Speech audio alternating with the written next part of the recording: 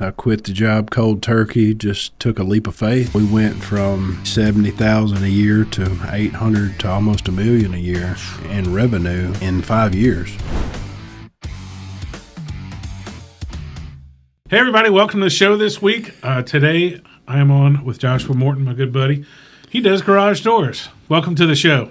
Thanks, Colin. Appreciate you. Tell us a little bit about yourself and your company briefly. Well, we started out in 2019. Just kind of took my personal truck and threw a ladder rack on it one day. My grandfather did doors when I was a kid, and I just got tired of not really making a whole lot of money. Doing mechanic work, worked for H&R AgriPower for a little bit, worked at Columbus Hyundai, worked underneath your buddy Jason Morrow over there. Yeah. So we, I did that for a little bit, and I decided that I wanted to go into business for myself, and I started Googling garage door companies, and all I found was my competition in Starkville there, and I was like, well, I guess we'll just give it a go. Yeah. Started out real soft, and we opened up JD's Garage Door in 2019, and, man, we just been doing it ever since. I quit the job cold turkey, just took a leap of faith, and we went from probably $70,000 a year to 800 to almost $1 million a year in revenue in 5 years. And I was blessed with the opportunity to purchase another door company in Tupelo in August of last year. And we purchased Mississippi Door, and we've been open over there. We just transferred everything over in our name. We got a 20-year business, clientele and everything transferred over. So it was kind of an expansion deal for us. And now we've made the bold move of kind of getting away from JD's Garage Door and merging everything together. So now we're officially Mississippi Door, from Starkville, Mississippi, all the way to Booneville, Mississippi, and as far west as New Albany. So we are doing big things. So where do you grow up here in town? Man, yeah, dude, I'm a New Hope native. I grew up on Tabernacle Road down there, and went to school at New Hope my whole life, and just been here my whole life. My family's from West Point, Mississippi. We got some family land out there in the Kilgore Hills in the middle of nowhere. I just been here my whole life, and I find it thrilling to be able to do business in the town that I grew up in. So. Oh yeah, and make a living. Well, there's a lot of people make a living here in Columbus, Mississippi, and people underestimate that. I think people come from out of town, they think it's a one-stoplight town, and it really isn't. There's a lot of business gets done, and probably more than ever with the industry out there in the prairie. So. Yeah, we got a lot of industrial stuff going. Columbus is a booming little town. I'm kind of thrilled to see where the Parkview project's going to go down there at Burns Bottom. That right there is going to be so good for Columbus. It's going to bring a whole lot of different aspects to the town. I'm actually happy to see, Saunders and them and Nick doing what they're doing, hopefully I get to put some doors on them. We'll see. Well, they all have to have garages. So full disclosure, I am the realtor for the Parkview development at Burns Bottom. That's right. And Nick Parrish and Saunders Ramsey got together. And we've had a phenomenal start on the first set of land. As of the day of this recording, we're about to start selling off the second block that's up there. So we'll have some signs going up there today and tomorrow, so people will be a little more visible. The Burns Dirt not only is involved in that project, but is involved in the infrastructure. They got the bid for that, and they're doing the 5th Street North development, which if you drove down Columbus anytime in November, you've seen, and now in December, you'll see the beautification efforts there that are partially funded by the city and the county, a lot of by the county, a lot of with the grant. But that'll make 5th Street North to the Magnolia Bowl look nice and pretty, so that when the development really gets going this spring, it's going to really complement the development down there at Burns Bottom. That's going to be awesome, I think. No, it's going to be cool, and I've lived down the block on 5th Avenue for 13 years now, and I'm like, let's get going here, let's get going. So it takes a while when you got to move that. It's a large parcel of land, a lot of stuff like that. Going back to yourself in New Hope, what was the first job you ever had?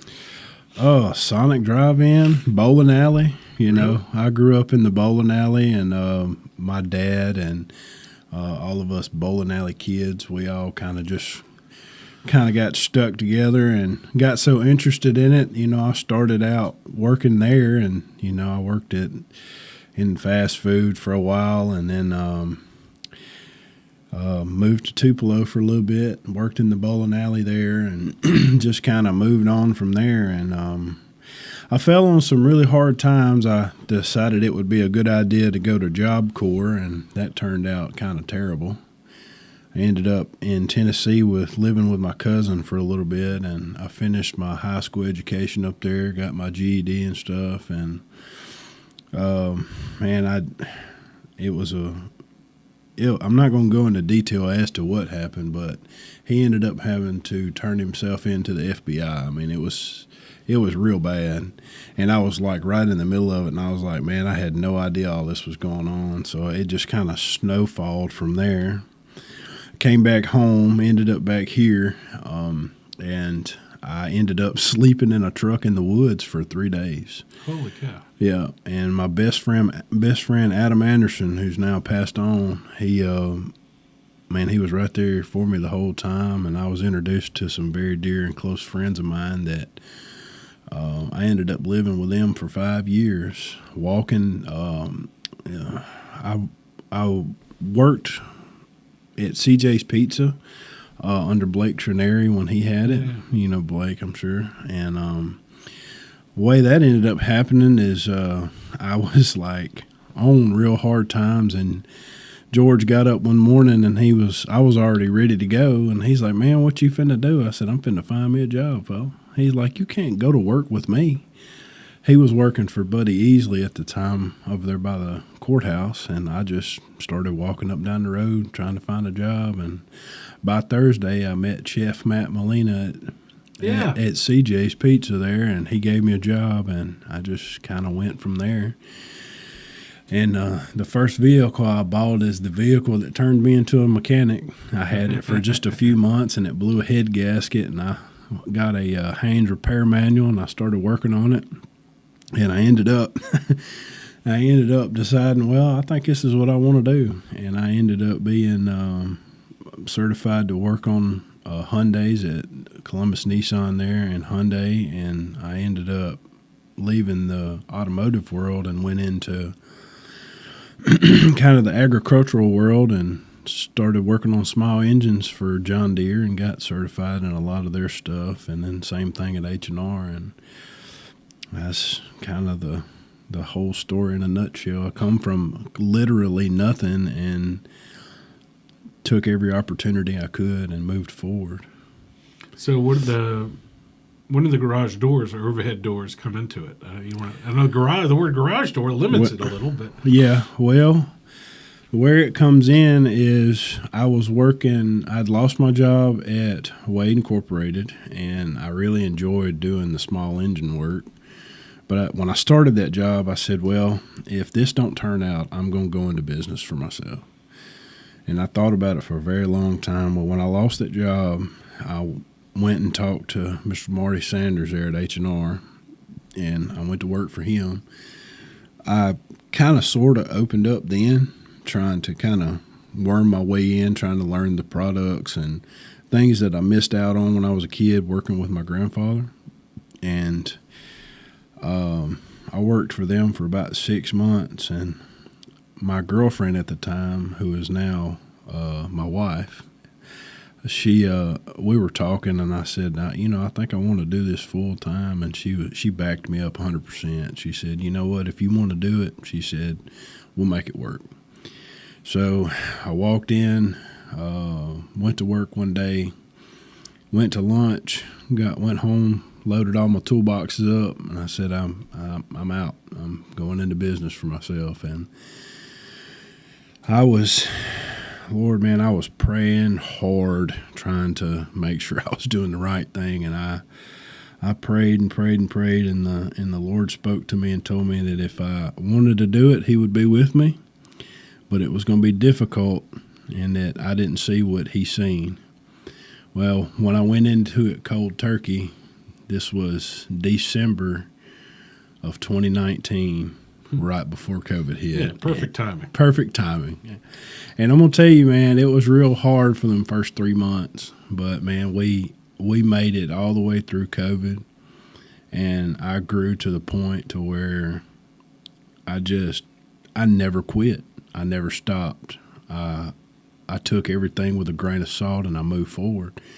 And everybody that didn't believe in me now does, because I literally built it with nothing, no financing from the bank, nothing. I just threw some tools on my truck and I went to work. And we purchase anywhere from $300,000 to $500,000 of product per year and install it. And I never in a million years thought it would get to where it is now. I've got an awesome crew of guys that works underneath me. I've got people that I can send to do whatever I need to do. I've been thankful to be able to be in close proximity with business with Donald Barksdale at Champion Towing and Landman Rentals. I rent part of his new building over there at Tough Line Lane behind Gary's, and we've got a good warehouse. We've got a new showroom coming together, so all our customers can come by and see the options. And it's been a roller coaster, but it's been a thrill. But that's kind of where it all started. Was I just when you go into business for yourself, a lot of people don't stick with it because they're afraid of that leap of faith that you have to take. You got to step off the ledge. And you got to continue stepping off the ledge. And I learned early in business that if you're comfortable, you ain't growing. You got to constantly be in an uncomfortable state, or you're going to come into hurdles, and you just got to take it with a grain of salt and move forward. Well, I tell people all the time, I was like, the people get into business and they think that there's some illusion that they're not going to be there or not going to be working. And restaurants are the best example. So at the peak of COVID, Doug, who's always at Zachary's, was at Zachary's. Mr. John, who's at United Deli, is always at United Deli. But the Huck boys were at Huckabee's. Mm-hmm. The Beans, who run Harvey's and stuff, they were in the kitchen at Harvey's. Right. People who own 16 franchise restaurants, who people think that they're just sitting in their swimming pool and playing around. Yeah. They're sitting there making, ribeye sandwiches because nobody else could work. I'm a firm believer in the day that you quit paying attention to it is the day you start failing. Yeah. I may not be on every job, but I'm going to go behind my guys sometimes just to make sure that everything's continually done correctly. But you've been in automotive business. There's a prime examples of that locally here when the boss isn't watching some of these dealerships, man, the money disappears. Yeah, it does. Cash goes out the door. So, I'm a firm believer in taking good care of your people. And if any of my contractors calls me and says, hey, so-and-so's door's messed up, I don't care what I'm doing. I'm stopping what I'm doing, and I'm going to take care of that customer that's already spent $2,000 to $5,000 with us putting in, new doors. These doors are appealing to, the aesthetics of the house. You pull up in a driveway, what's the first thing you see? The garage door.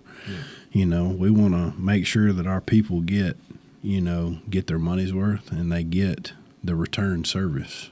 That's the big deal for us, is we're going to come back if we have to. But we don't like to, but we will.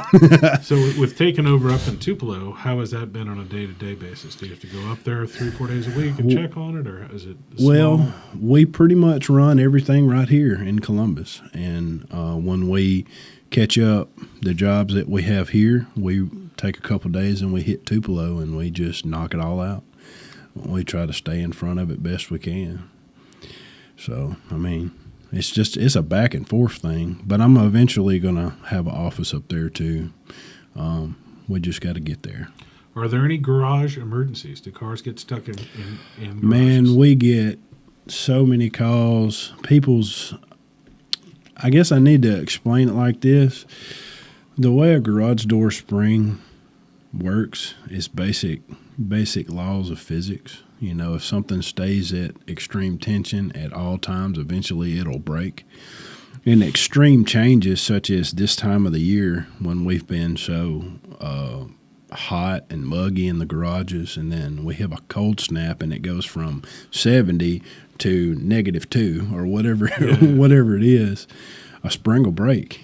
And then you'll go outside to your garage and hit the door button, and then you ain't going to work. But we like to take the opportunity to make them high priority. We'll go and at least try to get the customer's car out, and so they can go on to work, and then we can discuss repairs after that. But we do offer a lubrication service, and we do that every job we go to. We'll always lube the door down and hit the springs with the specialized lubricant that we have. That way, you can cut back on some of that. Yeah. Because all this stuff's metal on metal. I mean, there's no forgiveness with it. I mean, that's just the way they're designed. Yeah, we see a lot as a realtor. We'll see, doors taking too long to open or make it screeching and sound like they're dying. Oh, yeah. I think people let them go to the last possible second. Yeah, well, every homeowner in America loves to go out to their garage every 3 months and spray their door down. Which never happens. There's a few that do, though. They, some people are just particular on maintenance on their homes. But I mean, it's just one of them things. There's a lot of that going on right now. There's a lot of motor failures going on right now. I guess it happens this time of year. We slow down on door installs and pick up on service work about this time of year. So yeah, and I suppose from I'm a step away from it, but most of East Columbus and downtown Columbus, not a lot of garages. But in Starkville or in Saltillo, Tupelo, where there's more homes that are built from 1990 on, I suppose there's a lot higher percentage of garages on there. So yeah. Well, the big deal is the safety aspect now. I mean, people are not near as polite as they were back in the 50s. There's a lot of, which is pretty cool about the LiftMaster openers that we install. They have a system called the MyQ system that you can download on your phone. And where I was going with that was in the big suburban areas, you have about this time of year when there's, Christmas gifts laying in Amazon packages on the front porch. People like to come up and take them. Well, they have something called Amazon Key that you can attach to your Amazon Prime account. And the way that works is when you order your packages, they have a one-time code on their little pad that they punch in, and your garage door will come open, and they'll slide your packages in, and they have 15 seconds to get out of the way of the photo eyes, and the door will close down back behind it. And that's a free service provided by LiftMaster through the MyQ system. So I mean, that's the big deal is safety. There's not a house one nowadays, very few and far in between, that don't have a garage. Yeah, the new construction ones almost all. Nobody's gonna. Very seldom do people not put a garage and a garage door in their house. I guess a lot of the older people do. Still like to park under a carport instead of having that garage door or whatever. Well, I mean, I've convinced a lot of people to convert their carport and wall it off and put a garage and increase. It's one of the rare improvements on a house you're going to get your money back, especially if you only have to put one wall and a door and a carport. Oh, yeah. It doesn't take much to build that wall. We're fixing to do one for Mr. Pat Davidson at Davidson PLLC. They just bought a rental property, and we're going to kind of case it in just a little bit, put a door on it so that, the people who will rent the house will be, secured and stuff. Yeah, so. They can charge more rent, too. Yeah. Because, it's a luxury. Like I said, there's not a lot of room downtown with the older houses in Columbus for it, but once you get into commercial stuff too, so I mean that's where you start seeing using the word overhead door because it's not quite a cute little garage. Yeah, we've been pretty blessed to be able to do some of these bigger jobs at the steel mill, and we didn't get a chance to do anything at the new aluminum plant yet, but we put 3 20x20s on for GTMS at the steel mill a few years ago, and Weathers Construction has decided to send us out of town a few times, so we've been to Lexington, North Carolina, doing some big stuff for them. We've been to Blytheville, Arkansas, doing some stuff there, and we'll travel around. We did the doors on the new Rural King whenever they come in, and the guy that builds those wants to use us moving forward, so we're going to be going to Prattville, Alabama here in the next few months to put doors on the one they're building down there, and then there's another one going in Decatur, and they just finished one in Rome, Georgia, but we didn't take it yet. People like the old, I call it the Buc-ee's of tractor stores. Yeah, it's better to go in there with an empty wallet, that's for sure. Cause so my wife and kids love it, and we live in the city. They got no reason to go there. She's like, I'm going there. I'm like, we don't need chickens. I'm sold on the free popcorn myself. Yeah. I mean, I got to go like the night they opened, so they still had all the food and stuff, but it was pretty impressive. So. Yeah, I like it a lot. I've got a pretty good price on boots there. That's a big deal for us, is having good work boots. What's the biggest door you've done? I know some of the stuff at Steel Dynamics is pretty ridiculous. Well, those ones we did at Lexington take the cake right now. We did, they were 21 foot tall and 18 foot wide. The three we did at GTMS were 20 foot wide and 20 foot tall. But on the sectional stuff, we just got done doing two 24 by 14s, so that's about as big as we've been so far, but I about don't want to go any bigger than that, Yeah, you start having cranes and all kind of other stuff, because right now I guess you can move the big ones with a forklift and stuff. Yeah, we on the rolling steel, we like to take and use a telehandler. I know that there's one at ADI, I think it's like 37 foot wide. That's, they melt those big ingots down, and they're like 32 foot long, those ingots that they melt down, and they have to bring them out of that doorway. So that would take two telehandlers, stuff like that, which, I mean, we could do it. It's just I'm not going to be happy to. Yeah, I tell people all the time to drive out and check out these factories, because Steel Dynamics and Lumen Dynamics, they almost like gray out. They're so big that it's almost like gray. Like your human eyes are like, I can't conceive something that's huge. Yeah, that job we did in North Carolina, that was a new steel mill being built up there. Levy, same company that runs this one here. They were building a new one up there. They were just about ready to start production whenever we did that outbuilding. So, big stuff, man. Well, I'm glad to see it in our area. You do much stuff in Starkville? Not as much as I would like to. Our competition over there, they got it, they've been in Starkville for probably 30 or 40 years, you know what I mean? They kind of got that market locked down. And then we do some work over there, but it's very few and far in between. How many guys you got working for you in Columbus? I got 3 technicians, and I have 1 secretary now. So there you go. She's helping me out, trying to keep the phone answered, because I'll go out and try to do a job, and it'll take me all day to do a job that takes 2 hours because I can't stay off the phone. Call volume is awesome. So. Well, yeah, and you got to get past that point. That's always a growing stage in a business, is where you're just scribbling notes on a little yellow pad on your truck, and then the wind blows and it falls next to your Chick-fil-A wrapper, and you forget to call them, and all of a sudden you're a bad guy. That's right. Yeah. Text messages are awesome, especially on an iPhone, because you can go back and search up, somebody's name, and we do that. We do that a lot when I'm out in the field and I need to have the phone, but I don't really have to do that stuff anymore, because my secretary there, she'll take care of, writing notes down at the desk, and she does a really good job for me. So.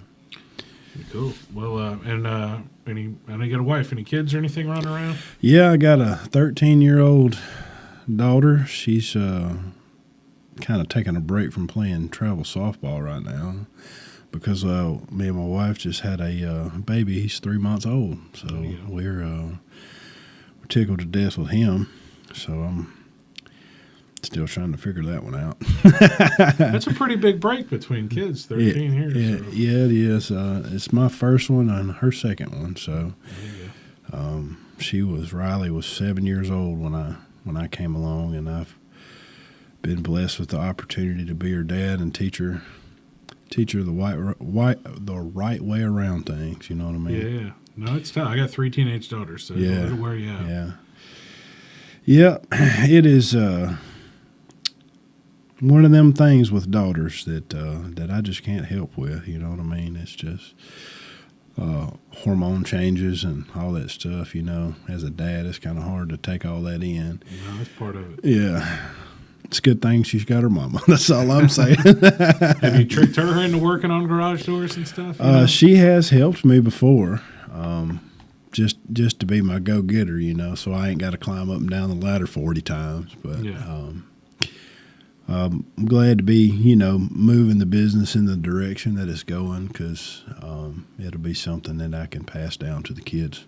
You know, it's kind of why we do what we do, ain't it? You know. Yeah, to make things better for them. I was just finished talking to the Garrett Torbert from the Golden Triangle Theater. He was walking out when you were walking in. Yeah. I've missed stuff at the theater, you know, and I've told him, I said, I really want to do this, but I have a daughter going away to college and another one's at MSMS, and, you know, I have a limited amount of time left with them. Yeah. And I said, you're going to be here in a couple of years. You know what I mean? Like, there's plenty of things I miss out on because I want to be at home with my kids or whatever. And that's the best part about the worst and the best part about owning your own business is sometimes you got to go do some work, but it's good for them to see that. And other times, like if I want to leave at 2:00 and go pick them up from school, I can go do it. You know? Right.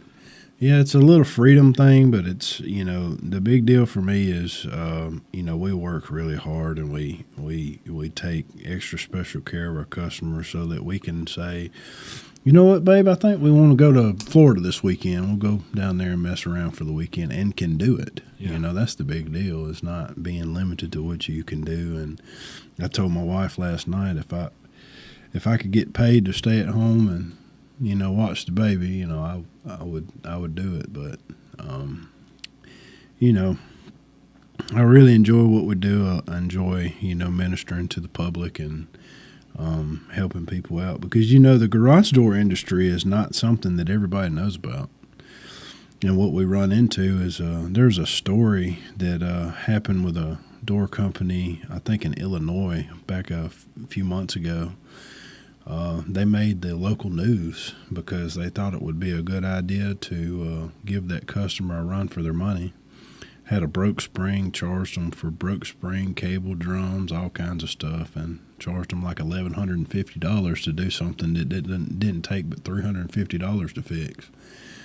And that's kind of what we run into is when a customer calls me, in their mind, they're like, all right, I'm fixing to spend at least $1,000. But it may not cost, you know, a couple $100. Yeah, well, no. And sometimes people are, you know, if the motor's out, they're like, that's the worst. I'm like, it's probably worse if you backed into your door. Than the little motors don't look all that complicated. You know what I mean? They're really not. I mean, it's a very basic system. It's 24-volt system. I mean, most of the time, we're like, you know, replacing broke sprockets on the older ones.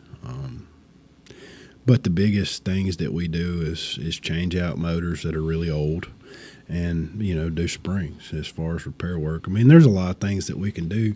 You know, if your panels are in decent shape, we can go through there and replace your rollers and lubricate the door and, you know, lubricate the springs and service the motor just a little bit. And, I mean, that'll hold you for a while, you know. We got a big job that we're fixing to do in West Point for Magnolia Diesel. They're fixing to put 10 new doors and openers sometime this next year.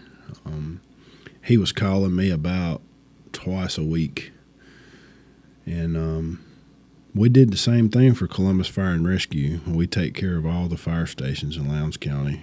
Make sure that they can get their fire trucks out. So I was wondering about that. Do they have automated doors or pull chain doors? Yes, they have automated doors on most of the stations. I think there's a few in the county that still have, you know, throw and go. You know what I mean? Yeah, I suppose they have to have that as a backup if something goes wrong. You don't want them to be stuck in her. That's right. Well, you know, Chief Hughes started using us about a year and a half ago.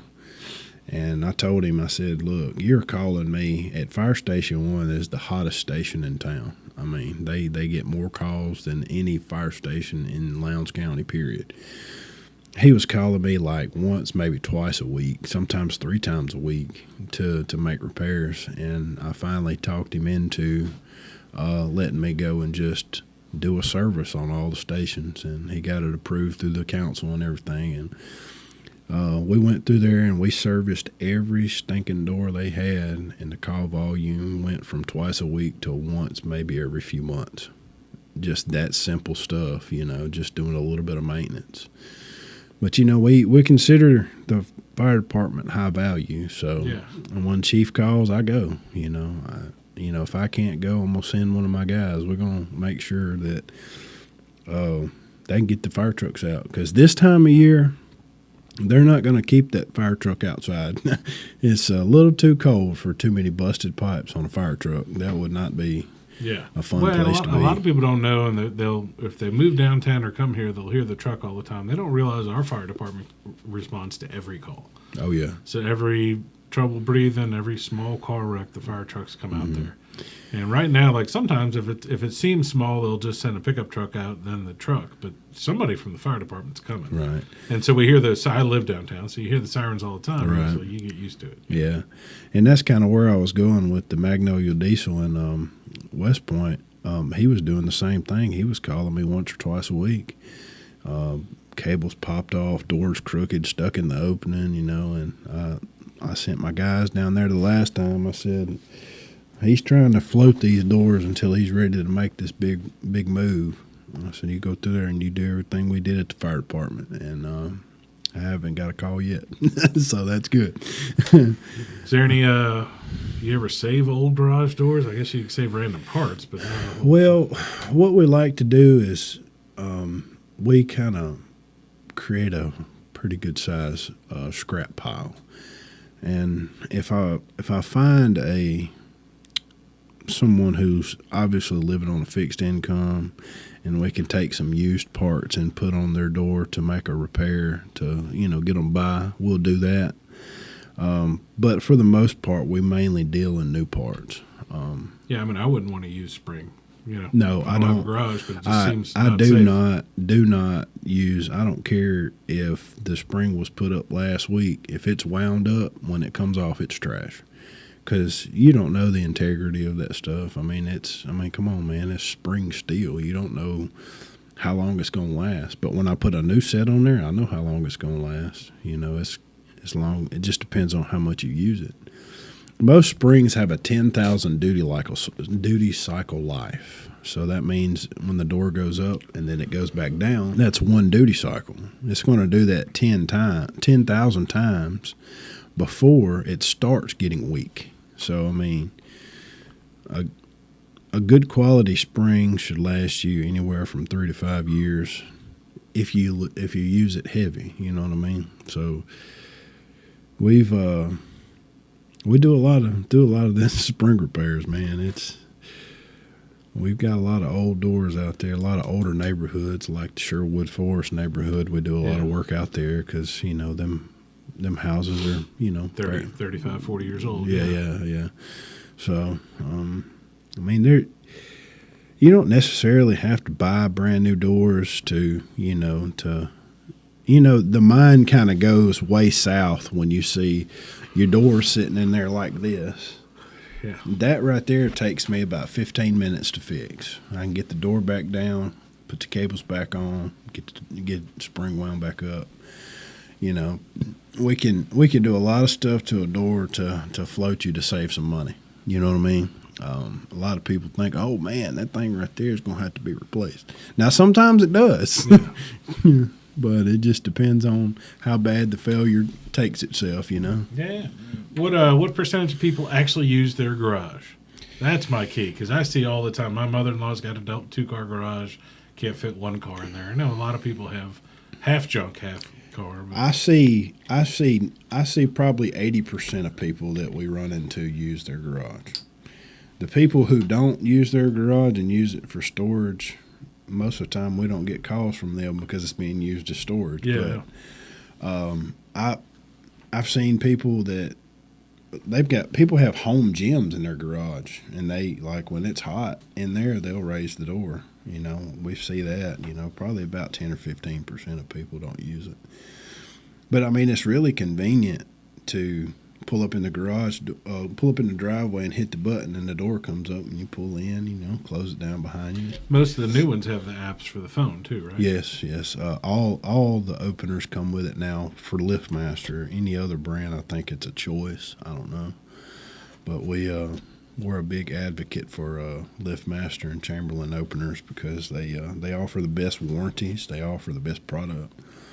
If I call today for a customer, they'll have me a part in the mail in the matter of a day or so, and I can just go make it right to the customer. You know, we don't have to do it much though. That's the important part. Yeah, That's not breaking is the. Yeah. Well, it goes on to the maintenance part of it too. I've never had a house with a garage, so I can't. I had one that I rented, but You've sold a lot of them though. I've sold a lot of them. Yeah, no. So it comes up, and then, like I said, whenever I'm in a house showing it, with first thing I do when I walk in that garage is press that button to see how loud it sounds or if it's crooked. Well, the house we did right next to yours that you sold. Yeah, the pink house. Yeah, the pink house. I serviced those too.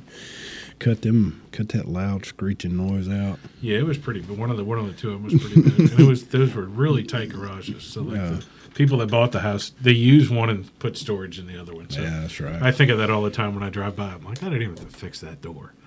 You know, but downtown there's just no garages. So not really. You gotta have some money to build one. So yeah, we've done a few in downtown. We just did 3. Do you know Mr. Tom Hatcher? yeah, Tom did a renovation for a customer, which we actually, for the same lady, put a door up for her. When I first started out, like my first year in business, she built a little garage, and she sold that house and bought another house in downtown and enclosed a carport, and we put 3 doors on it for her. So in downtown, that's what it's going to be is, you know, we added it or something like that. yeah. You know? None of these houses were built. I only know like 2 houses, but they were new construction. You know, Stephen Right. Jones, the mayor's, built one with a garage. Yeah. I think William Starks, the attorney, built one next to the fire station. He's got one, but I can't think of too many new homes downtown. Yeah. We just did the doors for Robert Smith's new house on 69. Yeah, Mr. Mayor. Yeah. Pretty big house. It is pretty big house. And he's one of the few that I've put 2 18-foot wide doors on the house, you know. I done it for one other customer. That's when you got, you know, a lot of stuff to store and make sure don't nobody run off with it. You know what I mean? You know, a couple cars and, you know. So. No, he saved up his pennies and built that. Yeah, we thought about it, and then like now, again, my kids are starting to move out and stuff, so I'm like, I don't care that much, you know. So Yeah. we'd have to build the whole thing, though. We've got nothing. Like, we don't have a You golf sold your house, the one when I first met you. What was the house that you've been living in the same house? I've been living downtown for 13 years. So. Yeah. What was that other house you had?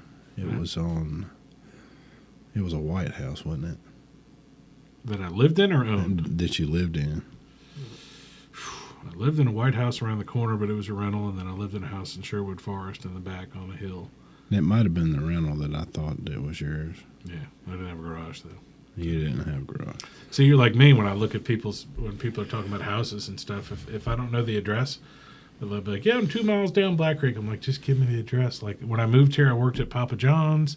I worked for a while at the Packet, listened to the scanner, and I'm in real estate now. Everything in my life has been addresses. Yeah. So I'll meet somebody, and they're just like, they'll be insulted that I don't know. Like, and my wife will reach in. She's like, give me your address. And she's like, oh, and they're like 1820 Old Aberdeen Road. And I'm like, the 1,800 square foot, 3-bedroom, 2-bath, whatever. Your dog's birthday's next Tuesday. Yeah. Like everything's just filed under there. Yeah. And I wonder if I'm the same way. Like if I can place the job, I don't even have to have the address. A lot of times the address don't even do me no good. They'll just tell me like, yeah, you did this, that, and the other, and I live over here on, on Cedar Drive. And I was like, oh, yeah, we just did a motor and we placed all the rollers. Yeah, I remember that, yeah. Yeah, you live next to, they've got a garage. Yeah. I don't have a garage. You're like, ugh.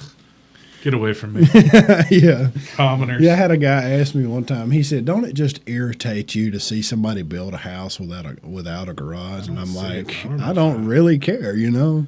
I don't see it much. I mean, there's some discussion now, design-wise, where they have them on the side or the back as opposed to the. I don't like the houses. I do like Saunders' idea for doing the rear load. Yeah. That's how everything will be in the back. Everything will be in the back, and they're walk-in. And it's a good point. You know, who wants to walk through a really nice Creole-style neighborhood and see somebody's 52 boxes hanging out of the garage? You know.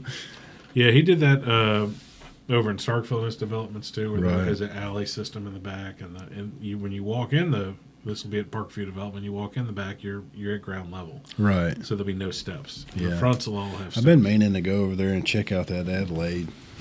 It's pretty nice, man. So, Yeah. like I said, we've as far as Parkview goes, probably ahead of expectations speed wise, and Adelaide's just. My wife and I were attracted to it immediately because it's kind of New Orleans, you know. Right. But I like the idea. I don't like trash cans out and that sort of stuff. Right, I just yeah. want to keep everything hidden in my whole life so that people Yeah. don't come snooping around.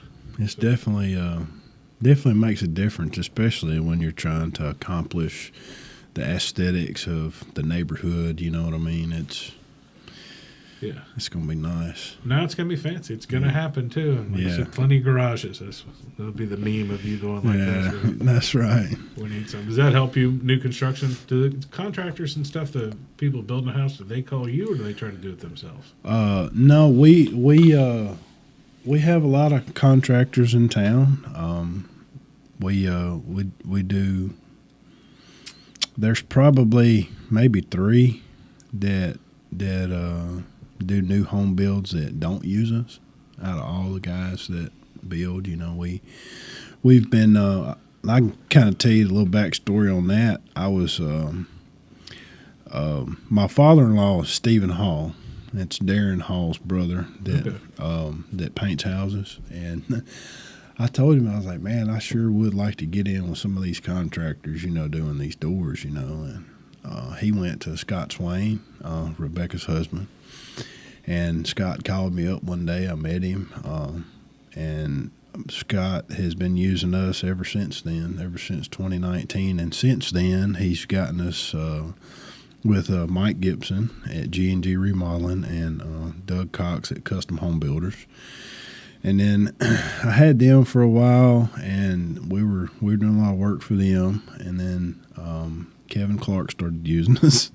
And so, you know, Kevin's not, you know, as heavy as a contractor as some of these guys are, but, you know, he loves to use us because he, you know, we capitalize on what he wants. So that's a big deal. And then I'd been trying to get with Chris Clardy ever since I started. And Chris is a very, very faithful type of contractor. He uses the same guys because, I mean, he's got a big machine, you know, it's all kind of, you know, the same stuff. So he called me up one day and we did one for him, and we've been doing them ever since, you know.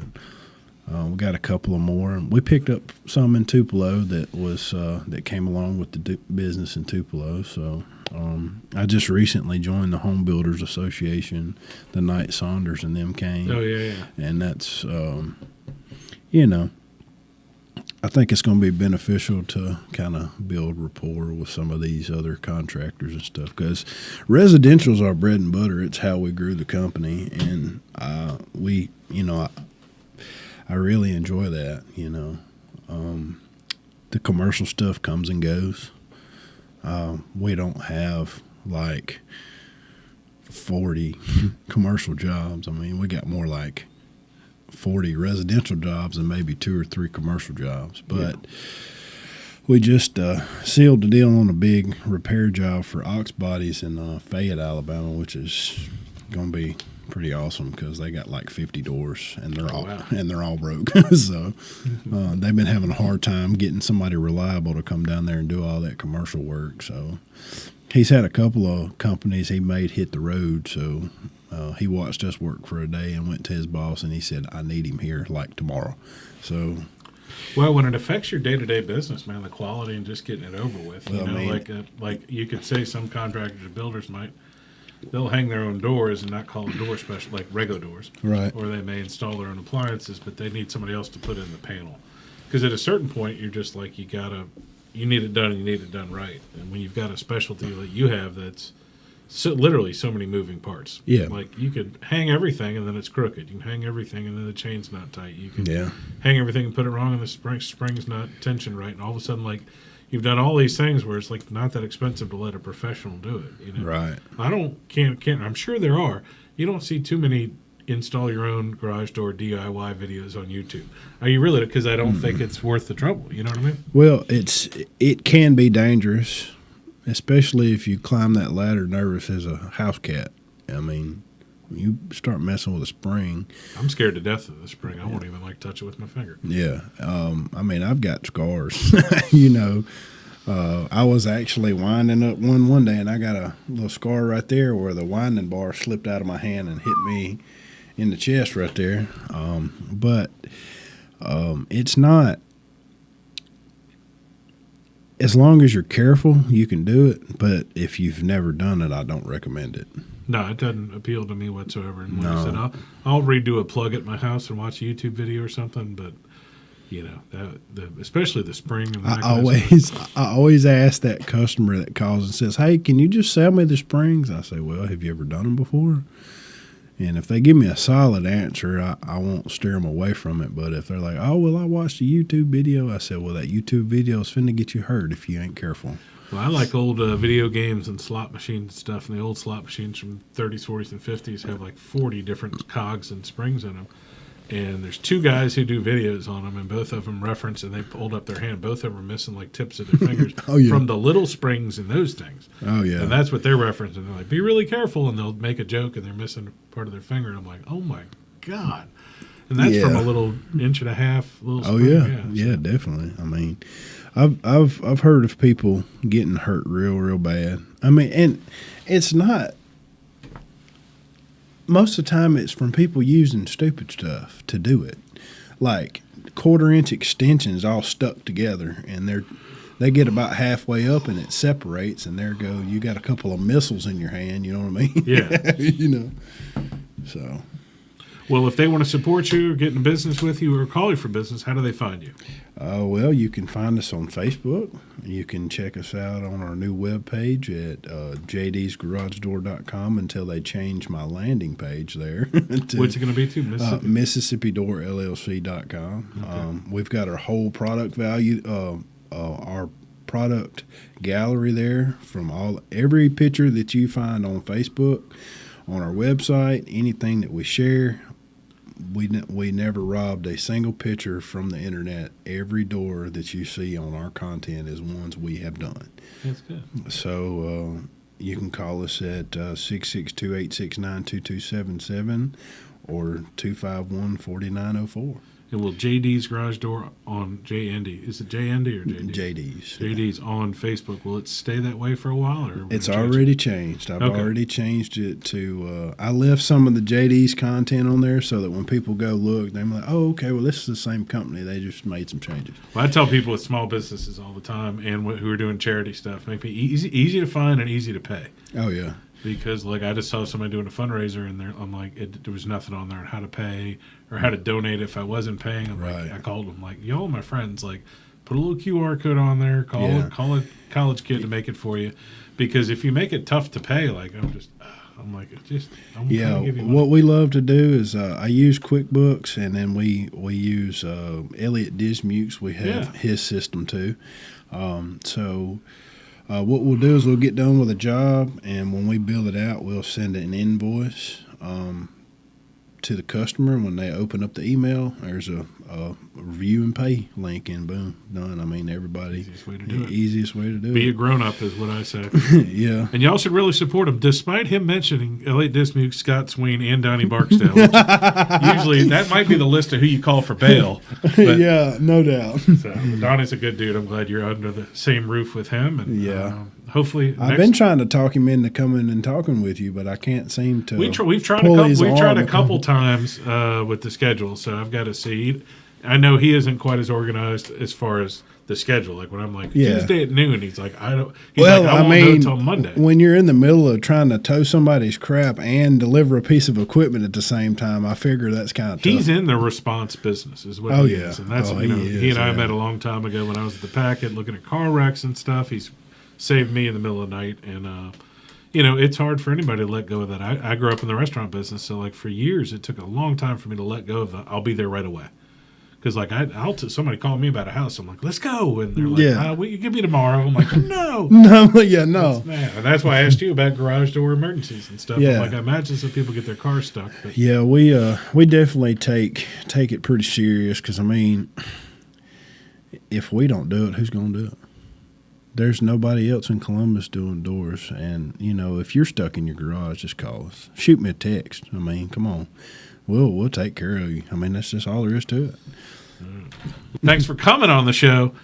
Really appreciate you. Yes, sir. Give us the new name again one more time because I'm going to forget it. Mississippi Door LLC. Easy enough. Pretty straightforward. Yes, sir. All right. Thank you, man. Hey, guys. Thanks for listening to the podcast. My name is Colin Krieger, and my day job is real estate.